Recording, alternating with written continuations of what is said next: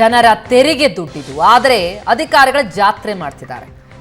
ಸರಳ ಸಜ್ಜನಿಕೆ ಸಚಿವರು ಜಾರಕಿಹೊಳಿ ಅವರು ಕಲಿಸ್ಕೊಳ್ಳುವಂಥದ್ದು ಹಾಗೆ. ಆದರೆ ಅವರ ಇಲಾಖೆಯಲ್ಲಿ ಈ ರೀತಿ ಐಷಾರಾಮಿ ನವೀಕರಣ ಆಗ್ತಾ ಇದೆ ಅಂತಂದ್ರೆ ಅದವರ ಗಮನಕ್ಕೆ ಬರಬೇಕಿದೆ. ನಿಗದಿತ ಮೊತ್ತಕ್ಕಿಂತ 71% ಪರಿಷ್ಕೃತ ಅಂದಾಜಿಗೆ ಅನುಮೋದನೆ ಸಿಗತ್ತೆ ಅಂತಂದ್ರೆ ಏನಾಗ್ತಾ ಇದೆ? ಸಾಮಾಜಿಕ ಕಾರ್ಯಕರ್ತರಂತಹ ಮರಿಲಿಂಗೇಗೌಡರು ಮಾತನಾಡಿದ್ದಾರೆ ಈ ಬಗ್ಗೆ, ಕೇಳೋಣ ಬನ್ನಿ. ಸರ್, ಇವರು 4,27,00,000ಕ್ಕೆ ಟೆಂಡರ್ ಕರೀತಾರೆ.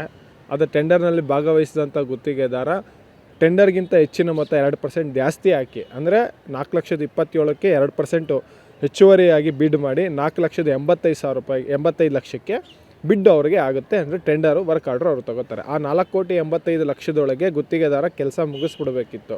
ನೀವು ಪೋಷಕರಾಗಲು ಕಾಯುತ್ತಿದ್ದೀರಾ? ಚಿಂತಿಸದಿರಿ. ಓಯಾಸಿಸ್ ಫರ್ಟಿಲಿಟಿ 90,000 ದಂಪತಿಗಳ ಜೀವನದಲ್ಲಿ ಸಂತೋಷವನ್ನು ತಂದಿದೆ. 7825893601ಗೆ ಕರೆ ಮಾಡಿ. ಅತ್ಯದ್ಭುತ ರಿಯಾಯಿತಿ ಪಡೆಯಿರಿ ಹಾಗೂ ಎಲ್ಲರಿಗೂ ಗುಡ್ ನ್ಯೂಸ್ ಕೊಡಿ. ಆದರೆ ಇದು ತದನಂತರ ಇನ್ನೂ ಹೆಚ್ಚುವರಿಯಾಗಿ ಐಷಾರಾಮಿಯಾದಂಥ ವೈಭವಪೂರಿತವಾದಂಥ ಕಚೇರಿಯನ್ನು ನವೀಕರಣ ಮಾಡೋದಕ್ಕೆ ರಾಜ್ಯದಲ್ಲಿ ಬರ ಇದೆ.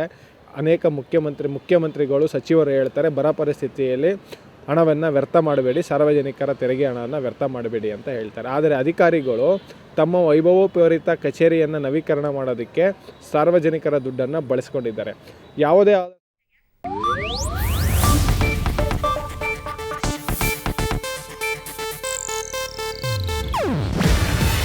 ಇದು ಏಷ್ಯಾನೆಟ್ ನ್ಯೂಸ್ ನೆಟ್ವರ್ಕ್ ಪ್ರಸ್ತುತಿ. ನೀವು ನೋಡ್ತಿದ್ದೀರಾ ಏಷ್ಯಾನೆಟ್ ಸುವರ್ಣ ನ್ಯೂಸ್.